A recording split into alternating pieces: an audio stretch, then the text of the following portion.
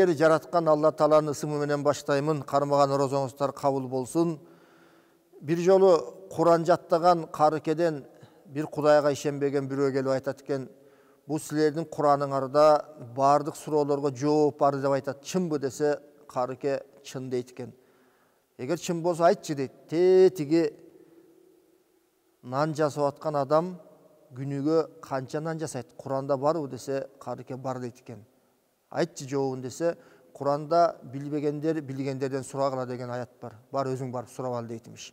Демек, Куран береке, Куран керемет, нур. Бүгүнкү темабыз ошол орозо жана Куран жөнүндө болмокчу. Ордо Construction Group Evergreen турак жайы. Биздин турак жай шаарыбыздын экологиялык жактан таза бөлүгүндө жайгашып, жанында эс алуу паркы, мектеп, бала бакчалар орун алган. Тосмо менен курчалган кенен коро, автоунаа токтоочу жайлар, балдар аянтчасы, барбекю зонасы, 24 саат бою видео байкоо, фитнес залы. Бизде сиздер үчүн уникалдуу сунуш бар. Evergreen турак жайы. Жашоо үчүн даяр батирлер.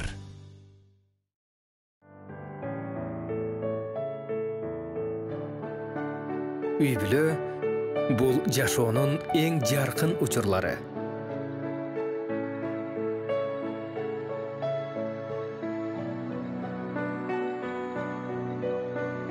Үй-бүлө бул чексиз кубаныч.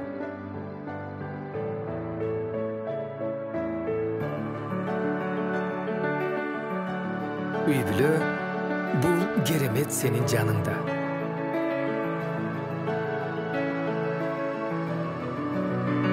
Үй-бүлө бул дайыма сүйүү. Белая река ар бир үй-бүлөгө кубаныч алып келебиз. Ассалам кайрымдуулук фонду 7 жылдан бери өлкөбүздүн социалдык муктаждыктарын чечүүдө колунан келген жардамын аябай келет. Айрыкча көптөгөн жерлерге суу чыгарып, оорукана, мектеп, фаптарды, жетим жесирлерге үйлөрдү салып берди.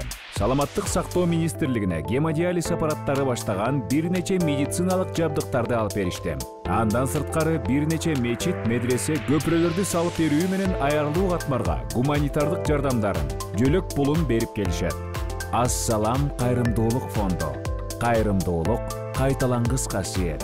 Ассалам кайрымдуулук фонду Кыргызстан мусулмандарын ыйык Рамазан айы менен куттуктайт.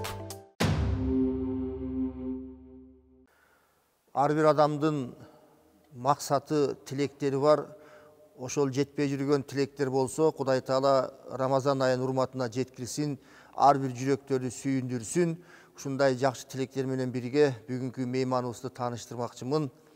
Кыргызстан мусулмандарынын дин башкармасынын окуу бөлүмүнүн башчысы, баарыбыздын устасыбыз Акимжан Ажы Эргешев.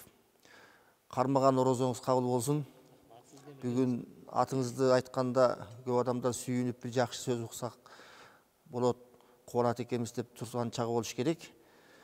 Сизге мындай суроо бергим келип атат да. Элге ушул Рамазан дегенде Куран түшкөн ай деп билебиз. Şu Kur'an'ın geremetleri yönünde aytıp verseniz.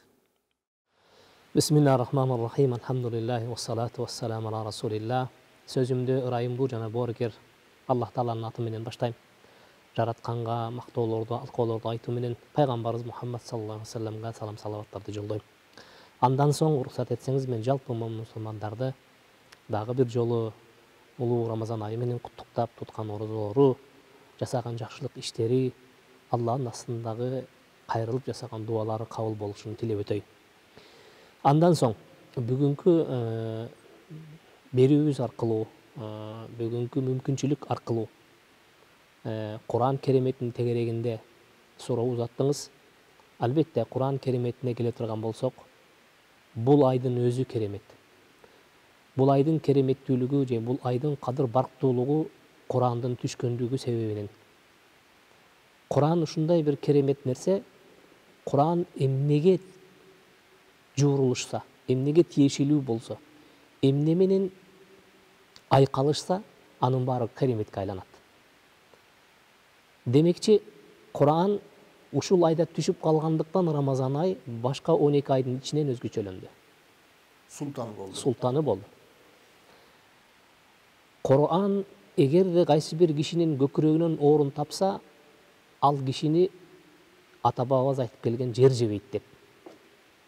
Андыктан пайгамбар саллаллаху алейхи вассалам дагы эгерде кимди ким жаштайынан Куран менен жоорулушса, анда ал инсанга дүйнө ахиретте эч нерсе зыян бербейт. Эгерде биз Куранды жок эле дегенде эчкинин терисин сыйра салып, ошол жаман терини сыртка таштасак, ага киши жакындай албайт. Аны тебелейт, аны ит тутат. А бирок Куранды ороп койсок, мына ошол тери дагы кадырлуу болуп, тетиги шыпка жакын жерге илинет экен. Курандын арты менен. Курандын арты менен. Эгерде бүгүнкү күндө биз Куран жаттаган, Куран окуган, Куран түшүнгөн адамдын жанында турсак, ал адамдан алыс кеткибиз келбейт. Бул керемет эмне дегенде пайгамбар саллаллаху алейхи вассалам Куран окуган момундун окшоштугу бул эң бир жыпар жыттуу, эң бир даамдуу мөмөс мал деген. Караңыз. Куран окуган момун эң жыпар жыттуу жана эң даамдуу. Бүгүнкү күндөгү биз эң жеп көргөн, биз даамдап көргөн, биз анын даамы менен жытын чогуу туя билген нерселердин арасынан биз эмнелик, мандарин дейликпи, же болбосо апельсин дейликпи, айтор адам анын даамына дагы, жытына дагы тамшанат, уже суктанат. Экөө тең бири-биринен калышпай адамга эмне кылат, рахат сунат. Ал эми Куран окубаган момун кандай десе, Куран окубаган момун бул курмасы мал. Биз финик деп да айтабыз аны. Аны сиз жыттасаңыз эч кандай жыт чыкпайт, бирок жесеңиз анын даамы чыгат. Ал эми Куран окуган бузукучу. Ал өзүнүн жаман ишин токтоткон эмес, бирок Куран окуйт. Ал кандай десек, ал райхан сыймак дейт да. Райхан, мунун жыпар жыты бар, бирок оозго салсаңыз ушунчалык ачуу. Ал эми ошол бузукту Куран окубай койсочу десек, бул жер бетиндеги жыты менен дагы, даамы менен дагы болгон жийиркеничтүү тамаксымал. Ачып кеткен дегендей. Куран керемети эмне дегенде, Куран керемети бул бүткүл инсаниятты акыр кыямат күнгө чейин дайыма түз багытка салуучу, жакшылыкка ырыолоочу китептен бири. Эмне үчүн мындай болгон десек, Куранга чейинки болгон улуу жараткандан түшкөн ыйык окуулардын баарысын жыйынтыктап, аны баарын маңызын, маанисин жыйнап бизге топтоп алып келген китеп. Куран китеп көпчүлүк адамдар ойлойт, бул жөн гана адамдарга руханий дөөлөт сунган, адамдарга руханий дем берген китеп деп. Мен айтат элем, бул бир гана руханий адамдарга болгон дарамети менен гана чектелбестен, адамдарга илимди да ачат. Адамдарга искусствону ачат. Адамдарга акырет жөнүндө маалымат берет. Адамдарга дүйнө жөнүндө маалымат берет. Адамдарга сооп жөнүндө маалымат берет. Адамдарга күнөө жөнүндө маалымат берет. Адамдарга дүйнө жашоосунун байлыгы керек болсо ар бир кишинин чөнтөгү жөнүндө эмне кылып берет, сөз кылып берет. Чөнтөк деген максатта айтып атканым, адамдардын түздөн түз алардын экономикалык кызыкчылыгы жөнүндө эмне кылып берет, сөз ачып берет. Биздин үстүбүздө каптап турган асман жөнүндө жана асман үстүнүн ичинде жайнап аткан телолор, асман үстүндө жайнап аткан жылдыздар жөнүндө сөз кылса, тиги деңиздин түпкүрүнө түшүп туруп, ал жердеги жаткан байлыктар жөнүндө сөз кылат. Кызыктуу жерге токтоп туралы, кесиптешим даярдаган бир тасмага да көңүл бурсак. Курандын 54-аятында чынында силердин Раббиңер 6 күндө асмандарды жана жерди жараткан, анан аршка истива кылган. Куран менен заманбап илимдин арасындагы төп келүүчүлүктүн бир мисалы бул ааламдын жашы. Космос изилдөөчүлөрү ааламдын жашын 16-17 миллиард жыл деп эсептешти. Куранда болсо бүт ааламдын 6 күндө жаратылганы айтылууда.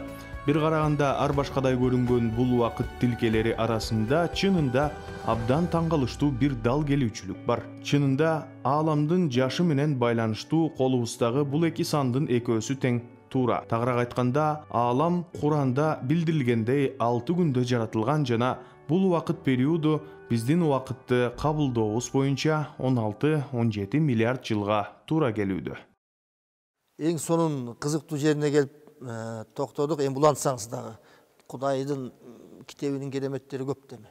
Алла Таала субхана ва таала бул китепти бергенде акыркы үммөткө кыяматка чейин өзгөрткүс кылып, кебелгис кылып, бузулгус кылып берген.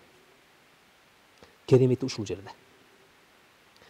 Эгерде бүгүн Кыргызстандан бир нусканы алып, Австралиядан, Америкадан, бардык материктерден бирден нусканы алып келип туруп салыштырсаңыз, ал Курандар бир жердеги чекитинен да айырма бербейт. Эгерде ал жазуудагы болгон чекиттен айырма бербесе, маанидеги болгон айырмачылык болушу мүмкүнбү? Жок. Бүгүнкү күндө стандарт, анан оригинал жөнүндө бардыгы сөз кылабыз.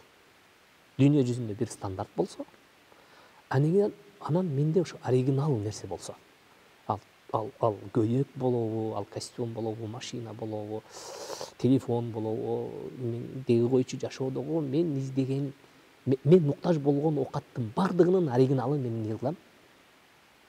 Издейм. Билесизби, Кудай Тааланын кудуреттүүлүгү адамдарга эң керектүү болгон ыйык окууну оригинал кылып бизге сактап берген. И ошол оригиналдуулугу менен стандартты сактаган.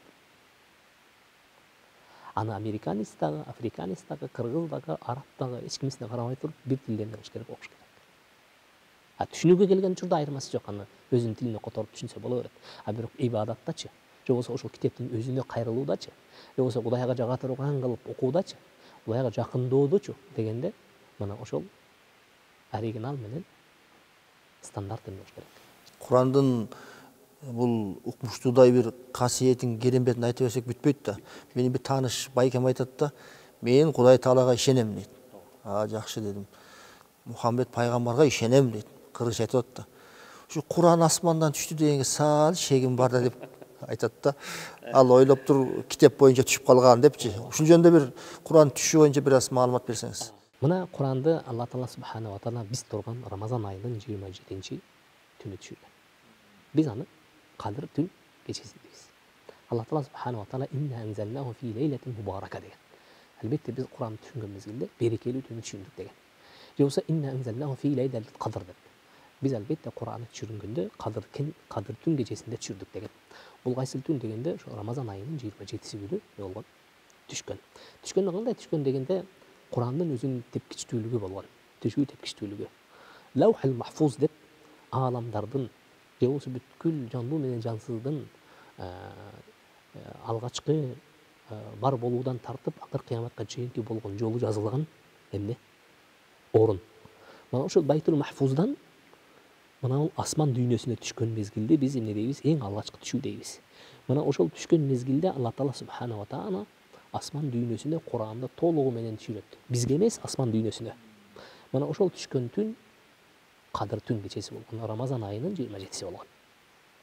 Ал жерге түшкөндөн кийин Алла Таала субхана ва таала Жебрил периште аркылуу сиз айткандай, же болбосо байкеңиз айткандай, жанагы китепти боюнча алып келип эле мына деп эле башка бир коюп түшүрбөстөн, адамдардын ошол мезгилдеги кабылдоо мүмкүнчүлүгүнө, адамдардын муктаждыгына, зарылчылыгына, талабына, же болбосо пайда болуп калган кээ бир маселелерди чечүү максатында эмне болуп турган?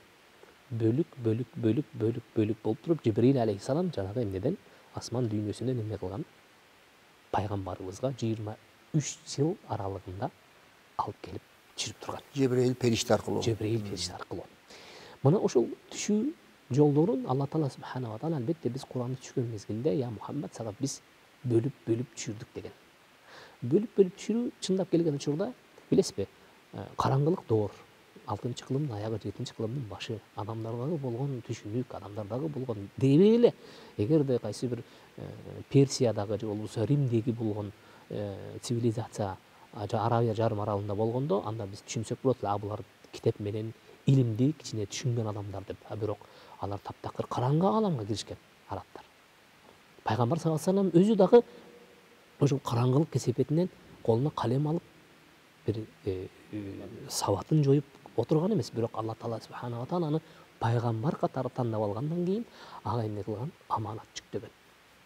Ал аманатты эң алгач 27-Рамазан түнү өзүнчө очолонуп, өзүнчө ибадат кылууну самап, адамдардагы болгон укук чектеринин бузулушун көрүп, аялдардын кордолоонун көрүп, адамдардын ортосундагы болгон кулчулук Алла Таалага эмес, адамдарга болуп баштаганын көрүп, деги эле адамдар адам катары адамдык касиетин жоготуп бараткандыгын көрүп, ушунчалык көп катуу ойлончу.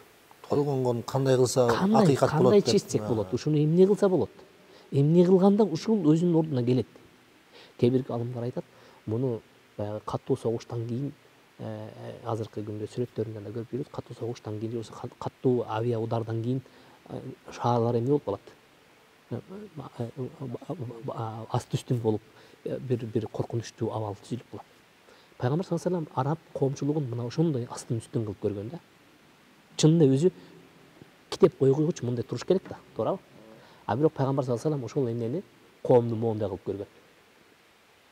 Канткен ушуну оңдош керек болот деп өзүнчө обочолонуп Хира тоосунда үңкүргө барып ибадат кылган мезгилде Жебрил келет дагы оку дейт, жана эле катуу кысып, мен окуганды билбейм, оку дейт. Мен окуганды билбейм, оку дейт. Мен окуганды билбейм дегенде эң алгачкы 5 аят Икра сүрөсүндөгү Аузу биллахи минеш шайтанир ражим, бисмиллахир рахманир рахим, Икра бисми раббикаллази халак, халакал инсана мин алак, Икра ва раббукал акрам, аллази аллама бил қалам, алламал инсана ма лам я'лам. Оку я Мухаммад, оку. Оку бул сенин жаратканыңды таанытат. Окуганда сен жаратканыңдын аты менен оку. Сени тааныткан мезгилде сен буга чейин эчтекени билбесең, билбегениңди билдирген ошол калем болот. Сенин жаратканың ушундай беришин зат. Деп динимиздин эң алгачкы багыты, эң алгачкы түрткүсү эмне болгон? Мына ошол окуу болгон. Анан окуу аркылуу биз анан түшүнөбүз. Окуу аркылуу дегенде биз көбүрөөк окусак, анда ар бир кыргызстандык дагы, дүйнөдөгү инсаният адам баласы дагы тааныйт, ушу китеп асмандан китеп эли боюнча түшүп калбайт. Жанагы байкебиздин суроосуна жооп эме. Эмне дегенде, бул аян деген түшүнүк бар. Аян түшүнүгү эмне дегенде, аян түшүнүгү бул улуу жараткандан сунулган бир чоң шыбага, жакшылыктын шыбагасы. Бул улуу жараткандан сунулган бир даанышмандуулуктун ишиги. Аны столдо отуруп, китеп барактап, анан сөзсүз эле бир дипломду алыш шарт эмес. Улуу жараткандын кимди тандап алып, кандай жакшылыкты сунамын десе, ошондой адамдарды тандап алып, пайгамбар кылып, алар эмне кылган? Милдет жүктөгөн. Мына ошол милдетти алар аткарып, Алла Тааладан келген окууну пайгамбар саллаллаху алейхи ва салламдагы башка пайгамбарлар сыман эле 23 жыл ичинде мезгилине жараша, талабына жараша, зарылчылыгына жараша, турмуштук эмнелерге, зарылчылыктарга жараша болгон аяттарды, өкүмдөрдү алып келип туруп, андан кийин эмне кылган? Элдерге жеткизип окуткан. Өзү жөн гана аны таанып билип окуса, бирок адамдарга аны жаздырып эмне кылган? Окутуп үйрөткөн. Оку деген сөздө өзү көп сыр катылып турат да.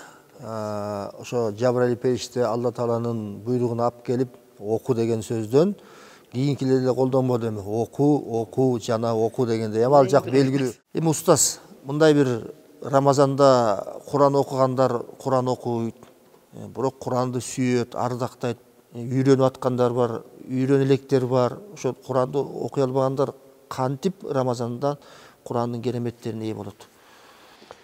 Рамазан айы Курандын айы. Биз башында айттык, бул Курандын шарапаты менен айлардын султаны болсо, анда Куран окуган адамдын орду кандай дегенде пайгамбар саллаллаху алейхи ва саллям айтат, Алла Таалага таандык өзүнүн адамдары бар деген пайгамбар. Мына ошол Алла Таалага сүйүктүү адамдар болот деген. Кимдер дегенде, Алла Тааланын китебине жакын болгондор деген. Билесизби, пайгамбарыбыздан келген салафи салихин, булар китепке канчалык жакын болот дегенде, булар китеп менен туруп, китеп менен жатчу. Бүгүнкү күндө биз ушундай бир коом болдук, китептен алыстаган, китеп карабаган. Бул китептин ичиндеги болгон даанышмандуулукка, бул китептин ичинде болгон көрсөтмөлөргө, бул китептин ичинде болгон пайдаларга биз чындап эле түшүнгөндө, анда биз азыраак сүйлөп, көбүрөөк үн чыкпай отурат элек. Мына ошондуктан мен жалпы элге кайрылып айтат элем, эгерде кимде-ким бүгүнкү күндө ушул Куранды эгерде ушунчалык окуу колунан келбей атса дагы, анда жок дегенде назар салсын. Себеби дегенде назардын өзүнүн да сообу бар. Билесизби, Босния мусулман мамлекети. Мына ошол жерде 85 жаштагы кемпир, эми ошол мезгилде дагы билесиз да, алар дагы коммунизмдин таасиринде калган, алар дагы бир канча саясий кысымдарда калышты бизге окшоп эле. Ошол мезгилде 85 жашка келген кемпир колунан Фатиха сүрөсүнүн башынан тартып, Курандын аягына чейин колун үзбөй ушундай кылып чыгат экен. Караган адам ойлойт экен буну окуп атат го деп. Чындап келген учурда ал кемпир окуганды билбейт экен.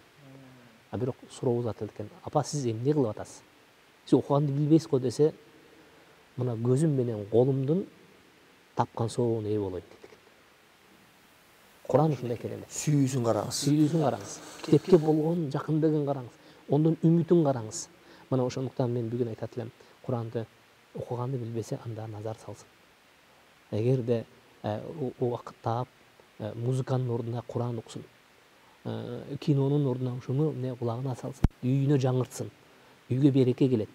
Кудай Таала субханала таала мына ушул 7 кабат асман менен 7 кабат ортосундагы эң кымбат нерсе эмне дегенде, бул Алла Таала субханала тааланын сөзү болот. Мына ошондуктан Алла Таала субханала таала бул айда баарыбызды Куранга жакын элдерден кылсын. Куранга бир назар салган, Куранга махабат арткан, Курандын аркасынан үмүт улаган, артында келип туруп чындап эле Рамазан менен кошо Курандын дагы соопторуна эгедер кылсын иншалла. Устаз, Алла разы болсун. Сиз дагы көптөгөн адамдардын Куран окушуна себепкер болуңуз. Келген кадамдарыңыздарга чексиз сооптор жасылсын. Маңдай теске отургандай Кудай Таала эми Курандын урматы менен баарыбызды бейиште чогуу кылсын. Сизге дагы бир жолу терең ыраазычылык. Колуңуздарга күнүгө эч болбосо бир барак Куран окуңуздар. Бир барак Куран колуңуздан келбесе бир аят окуңуздар. Бир аят окуганды билбесеңиздер, даарат менен Куранды кармап жүрөккө коюңуздар, жыттаңыздар. Адагы колуңуздан эч нерсе келбей, көңүлүңүз келбесе, жүрөгүңүз барбы жокпу текшерип көрүңүз. Урматтуу меймандар, урматтуу мейман дегеним Рамазан айында кубанып отурган жалпы бир туугандар, сиздерге Рамазандын түгөнгүс чексиз берекеси жаап турсун. Биздин демөөрчүлөргө терең ыраазычылык билдирүү менен бирге эртеңкиге чейин коштошмокчумун. Ордо Construction Group Evergreen турак жайы. Биздин турак жай шаарыбыздын экологиялык жактан таза бөлүгүндө жайгашып, жанында эс алуу паркы, мектеп, бала бакчалар орун алган. Тосмо менен курчалган кенен коро, автоунаа токтоочу жайлар, балдар аянтчасы, барбекю зонасы, 24 саат бою видео байкоо, фитнес залы. Бизде сиздер үчүн уникалдуу сунуш бар. Evergreen турак жайы. Жашоо үчүн даяр батирлер.